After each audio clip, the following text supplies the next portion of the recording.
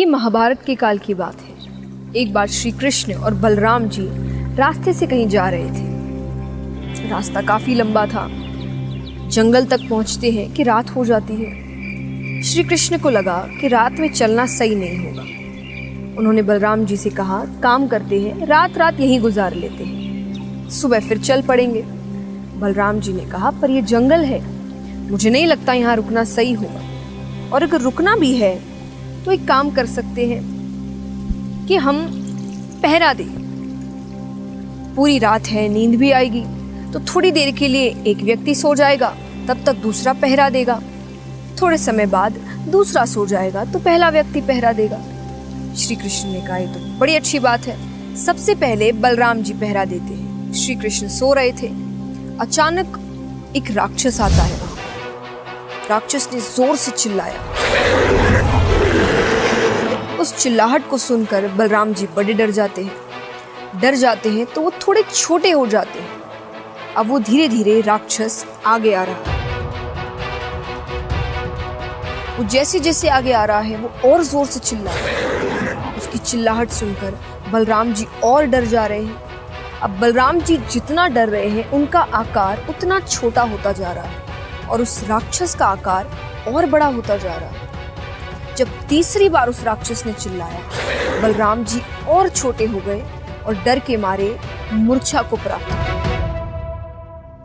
अब मूर्छा को प्राप्त होने से पहले बलराम जी ने जोर से चिल्लाया, हे कृष्ण। वो आवाज सुनकर श्री कृष्ण जागते हैं। उठकर देखा कि बलराम जी मूर्छा को प्राप्त हुए हैं। राक्षस भाग चुका था वहां से। अब श्री कृष्ण को समझ नहीं आया। उन्हें लगा शायद बलराम जी को बड़ी जोर की नींद आ रही होगी, इसलिए बस सोने से पहले मुझे आवाज दे दी और अब सो चुके हैं। श्री कृष्ण पहरा देने लगे। थोड़ी देर बाद वो राक्षस फिर से आता है। श्री कृष्ण को देखकर उसने जोर से चिल्लाया।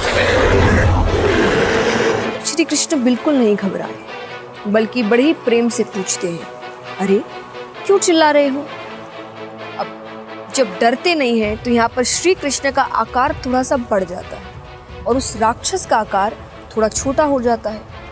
ये देखकर राक्षस को बड़ा क्रोध आया। वो और जोर से चिल्लाता है। श्री कृष्ण ने फिर बड़े प्रेम से पूछा, अरे क्यों चिल्ला रहे हो?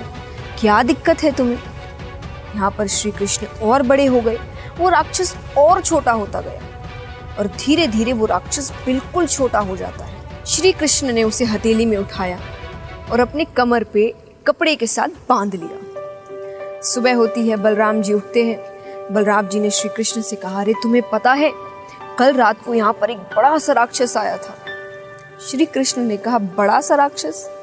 जरा एक मिनट रुकना। वो अपने कमर से जिस कपड़े में उन्होंने उस राक्षस को बांधा था उसमें से उसे निकालते हैं। ये इसी राक्षस की बात कर रहे हो? बलराम जी ने कहा, अरे पर जब मैंने इसे देखा था ये तो बहुत बड़ा था, ये इतना छोटा कैसे हो गया? श्री कृष्ण कहते हैं, जब हम किसी समस्या का सामना करने की बजाय उससे डर कर उसे अवॉइड करने की कोशिश करते हैं तो वो समस्या हमारे सामने और बड़ी हो जाती है। और जब हम उसका सामना प्रेम, शांति और समझदारी से करते हैं तो वो समस्या हमारे सामने बहुत छोटी हो जाती है। उसी प्रकार जैसे बलराम जी राक्षस को देखकर डर गए तो वो राक्षस बड़ा हो गया, और जब श्री कृष्ण उसे देखते हैं तो बड़ी ही शांति से और समझदारी से उसका सामना करते हैं तो वो राक्षस छोटा हो जाता है। इस कहानी से हमें क्या सीख मिलती है कि जब हमारे जीवन में कोई समस्याएं आती है, कोई दिक्कतें आती हैं, कोई संकट आते हैं, अगर हम उनका सामना शांति, समझदारी से करते हैं तो वो संकट या वो दिक्कत हमारे सामने बहुत छोटी लगने लगती है और हम उसे कंट्रोल कर सकते हैं। लेकिन जब हम उस संकट का सामना करने की बजाय उसे अवॉइड करने की कोशिश करते हैं, उससे डर कर भागने की कोशिश करते हैं तो वो समस्या हमारे सामने बहुत बड़ी बन जाती है और फिर हमें काबू करने लगती है। अगर आप चाहते हैं कि आपकी समस्याएं, आपकी दिक्कतें, आपके प्रॉब्लम्स, आपके स्ट्रगल्स आप पर काबू ना पाए तो उनका सामना करें शांति से, समझदारी से।